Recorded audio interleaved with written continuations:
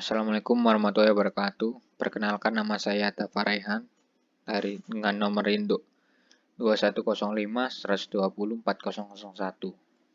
dari kelas TI 2021A.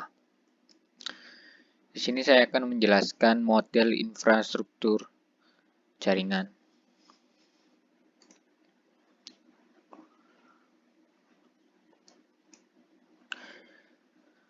Infrastruktur dan jaringan.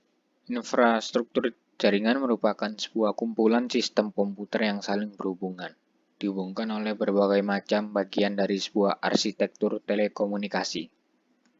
Secara khusus, infrastruktur ini mengacu pada organisasi dan berbagai bagian konfigurasi dari jaringan komputer individu sampai pada router, kabel, wireless access point, switch backbone, network protokol, dan network access metodologis. Kemudian terdapat infrastruktur fisik. Suatu infrastruktur fisik sesuai dengan namanya fisik, maka akan banyak berhubungan dengan komponen fisik suatu jaringan. Seperti yang berhubungan dengan masalah perkabelan jaringan, yaitu kabel jaringan yang sesuai dengan topologi jaringan yang dipakai. Misal, jika dalam jaringan Anda memakai backbone Gigabit Ethernet, maka sudah seharusnya Anda memakai kabel CAT5E yang bisa mendukung speed Gigabit. Kemudian semua piranti jaringan seperti router yang memungkinkan komunikasi antar jaringan lokal yang berbeda segmen. Kemudian switch bridge yang memungkinkan host terhubung ke jaringan. Kemudian server yang meliputi seperti server data file, exchange server, DHCP server untuk layanan IP address, DNS server, dan lain-lain. Dan juga host.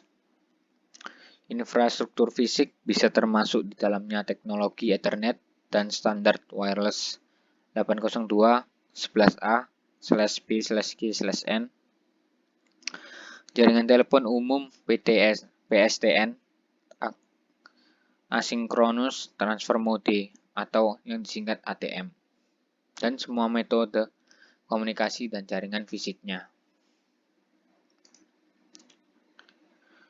Kemudian infrastruktur logikal. Infrastruktur logikal dari suatu jaringan komputer bisa merupakan komposisi dari banyak elemen-elemen software yang menghubungkan, mengatur, dan mengamankan host pada jaringan.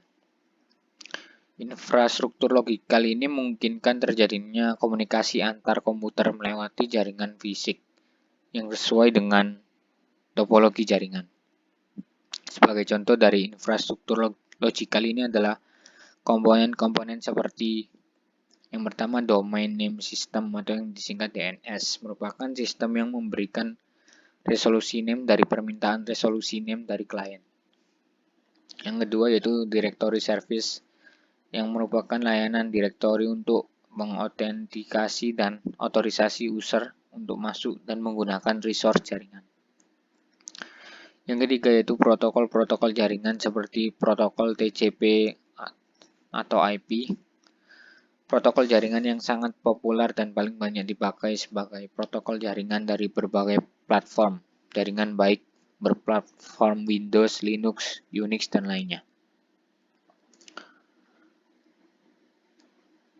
Kemudian topologi bus. Topologi bus adalah arsitektur LAN linear di mana transmisi dari suatu peralatan jaringan dipropagasikan ke seluruh media dan diterima oleh seluruh node pada jaringan.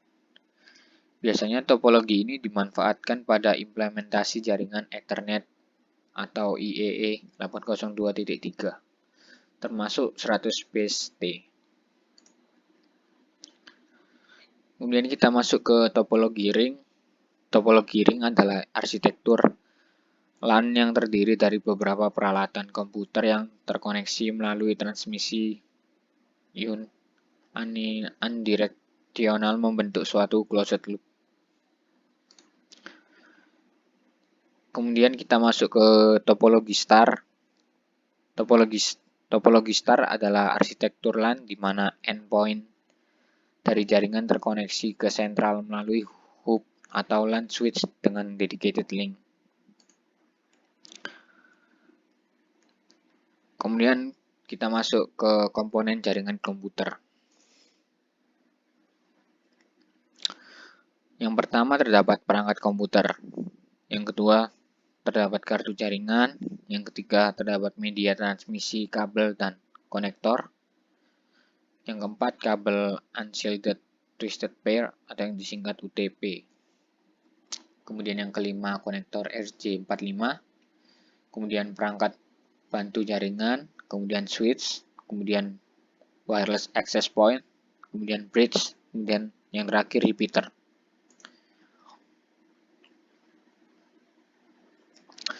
Kemudian kita masuk ke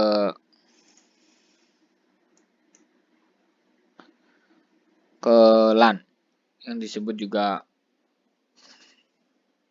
local area network.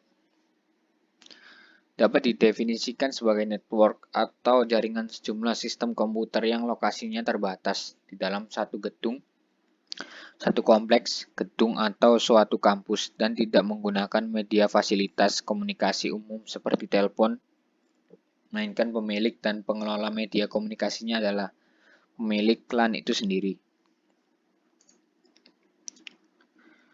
Kemudian kita masuk ke WLAN atau yang disebut juga Wireless Local Area Network.